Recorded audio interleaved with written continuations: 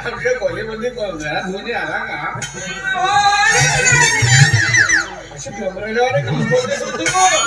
असं नाही बोलावा. आमच्या घरी कोणी आला काय म्हणाल बाबाजी? आपल्या घरी नाही का खूप मोठे महान साधू आहेत. केसरवाडीच्या जंगलात ना कोणत्या साधूला पादवाचं बोलावं त्याला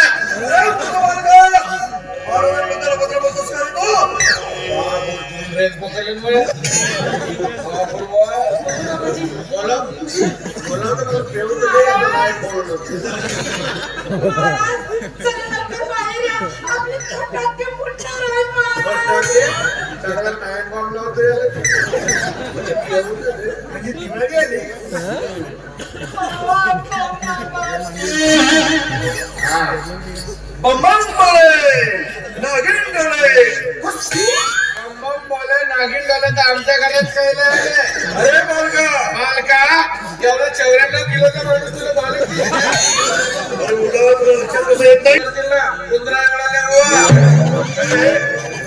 थट्टा करतोस का तू? तुला कसा माहित बालका? तुला माहित नाही? अरे हिमालयावरती मी घोर तपश्चर्येला बसलो असताना या जटा मला उगवल्या. कोणत्या बसल्या होता? तुझ्या वजनाला हिमालय चेपकला नाही विरघणला आमच्या इकडे एवढ्या थंडी पडली. काय त्याची? अरे मध्यप्रश्न करत असतो. कोण मध्ये नाही म्हटलं मी. दारू नाही म्हणायची मला. महाराजीला दारू नाही म्हणायची. हे जिवंत माणसाच्या पोटातील किडे मारण्याची.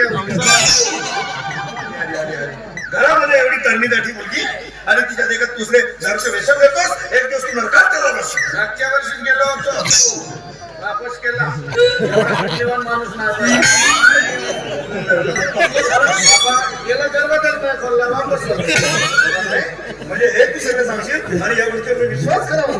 अरे कधी एकदा परमेश्वराचं नामस्मरण कर. कोण आमच्या गावाला लोकड त्याचं काय नाव घेऊ रे? अरे तो पर्वा नाही परमेश्वर म्हणजे देव. दोघे भाऊ लोकरात आहे. पैसे पुढे भरवे.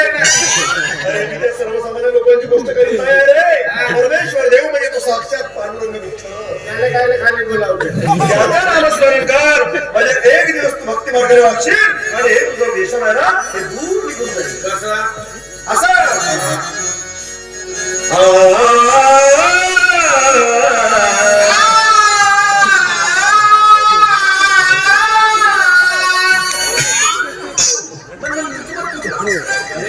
ठाकरेच्या झिडकुंबा नाराज ज्या गोष्टी तुला येत नाही त्या गोष्टीच्या मार्गाने जातोस कशाला? मूर्ख लेकाचा. सदा सर्वदा योग तू साधना. सकाळ संध्याकाळ भक्त पेटते राम. तुला दारूशिवाय दुसरं काही सुचत नाही का? तुला माहित नाही झालं का? आपणासी जय घावे ते दुसऱ्याशी सांगावे. आपणासी जय घावे ते दुसऱ्याशी सांगावे. शहाणे करुणी सोडावे सगळं जगावे. आपण आपल्याला दुसऱ्याला माजावे. फेवरे करून सोडावे साऱ्या गावाला. फक्त दारू आणि दारू तुझ्या डोक्यामध्ये फिरलाय का? तुला कळत कसं नाही? अरे तुझं घर या मंदिराजवळ